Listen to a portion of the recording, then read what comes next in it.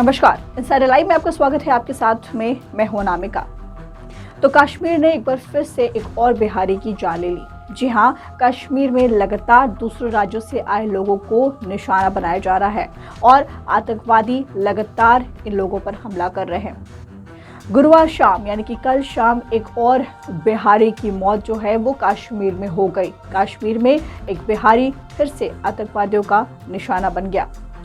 कल शाम मध्य कश्मीर में आतंकवादियों ने प्रवासी मजदूरों पर हमला कर दिया। दोनों मजदूरों में से एक की मौत हो गई और मृतक की जो पहचान की गई है वो दिलखुश कुमार के रूप में की गई है, जो कि बिहार के वैशाली का रहने वाला था।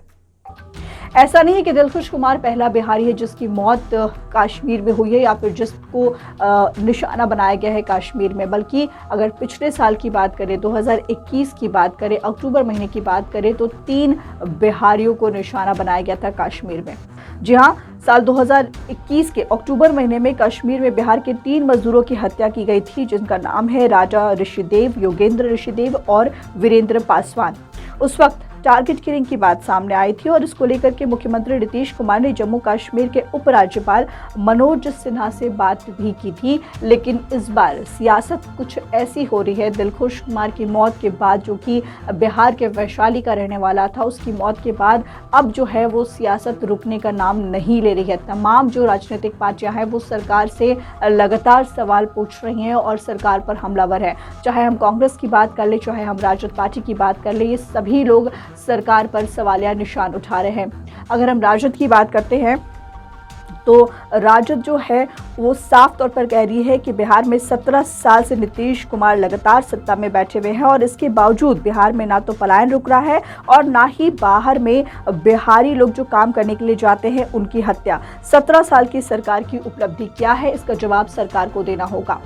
क्या कुछ कह रहे हैं राजद के नेता, आप खुद सुनिए।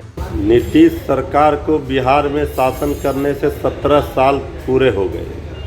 इसके बावजूद आज भी पलायन की समस्या है। जिस तरह से नौजवान रोजगार के लिए पलायन करते हैं दूसरे राज्यों में और वहाँ से उनको भगाया जाता है, अपमानित किया जाता है, तो आखिर 17 वर्षों की उपलब्धि नीतीश सरकार की या एनडीए सरकार की क्या रही?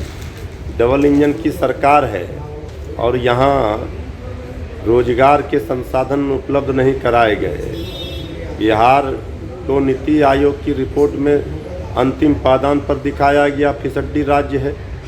रोजगार के लिए, रोजी रोजगार के लिए जिस तरह से लोगों का पलायन हो रहा है दूसरे राज्यों में और वहाँ से उनको खदेड़ा जा रहा है, ये नीतीश सरकार ने आखिर 17 वर्षों में क्या स्थिति कर दी बिहार की? इसका जवाब तो सरकार को देना पड़ेगा। राजद के साथ ही साथ कांग्रेस भी सरकार पर लगातार हमलावर है। जी हां, कांग्रेस के नेता भी बहुत ज्यादा नाराज हैं और साफ तौर पर कह रहे हैं कि बिहार सरकार के पास रोजगार के कोई साधन नहीं है। मनरेगा जो है वो लूट का अड्डा बना हुआ है और सरकार सिर्फ जातिवाद करने में मशगूल है और कुछ नहीं कर रही है। कांग्रेस के नेता क्या कुछ कह रहे हैं, आप उन्हें भी सुनिए।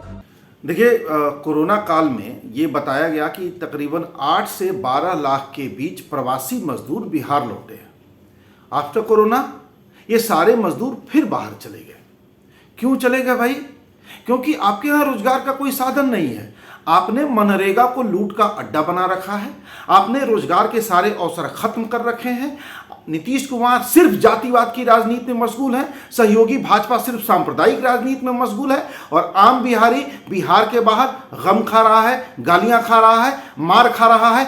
किसी को फर्क नहीं पड़ता। 17 सालों का नीतीश कुमार का शासन बिहारी जनता के लिए इतना अपमानजनक रहा है, इतना शर्मनाक रहा है, जिसकी तुलना नहीं की जा सकती। अब इन सबको लेकर के पूर्व मुख्यमंत्री जीतन राम मांझी का गुस्सा भी फूट गया है और जीतन राम मांझी ने साफ तौर पर कह दिया है कि कश्मीर को बिहार को सौंप देना चाहिए। जी हां, उन्होंने साफ तौर पर एक ट्वीट किया है और उसमें कहा है कि हमने पूर्व में कहा था कि द कश्मीर फाइल्स फिल्म आतंकी साजिश है जिसको देखकर कश्मीर में खौफ एवं डर का माहौल बनाया जा रहा है। कश्मीर में घटित आतंकी वारदातों ने मेरी बातों को साबित कर दिया। मैं बस इतना कहूंगा कि अगर कश्मीर शांत करना है तो हम बिहारियों को सौंप दें, सब ठीक हो जाएगा। तो जीतन राम मांझी ने काफी बड़ा बयान दे दिया है कि बिहारियों को कश्मीर सौंप दे तो कश्मीर जो है वो शांत हो जाएगा। देखिए, हमारे नेता श्री जीतन राम मांझी जी ने पूर्व में भी कहा था कि कश्मीर फाइल्स आतंकियों की एक साजिश हो सकती है। आतंकवादी संगठन उसको दिखला करके कश्मीर में एक भय का माहौल पैदा कर रहे हैं, जिससे वहां के कश्मीरी ब्राह्मण पलायन कर जाए, वहां कोई जाकर नहीं बसे। और आज वो बात साबित हो रही है, जब कश्मीर में लगातार आतंकी वारदात हो रहे हैं और अब स्थिति ये हो गई है कि वहां के कश्मीरी ब्राह्मण कश्मीर छोड़ने पर मजबूर हो गए हैं। अगर सरकार से हालात में परिवर्तन नहीं हो पाता है, अगर कश्मीर के हालात नहीं सुधरते हैं, तो हम केंद्र सरकार से और आदरणीय राष्ट्रपति, महामहिम राष्ट्रपति से अनुरोध करते हैं कि कश्मीर को बिहारियों को हवाले कर दीजिए। हम कश्मीर को 24 घंटे के अंदर ठीक कर देंगे। ये सिर्फ और सिर्फ एक दिखावा हो रहा है, जिससे कहीं ना कहीं से कश्मीरियों के दिल में खौफ पैदा हो रहा है। अब देखिए सरकार इसको लेकर के क्या कुछ कह रही है, क्या कुछ जवाब दे रही है, ये भी सुनिए।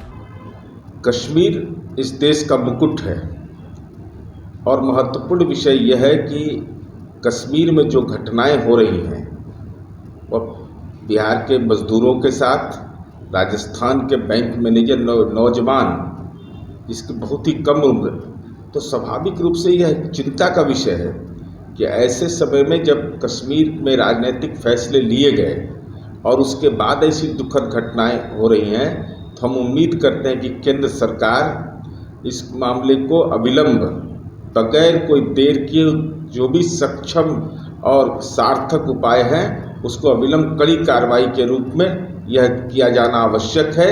आतंकवाद कश्मीर के लिए नासूर बन चुका है, इसलिए ऐसे सवाल पर कठोरतम कार्रवाई का परिणाम भी दिखना चाहिए।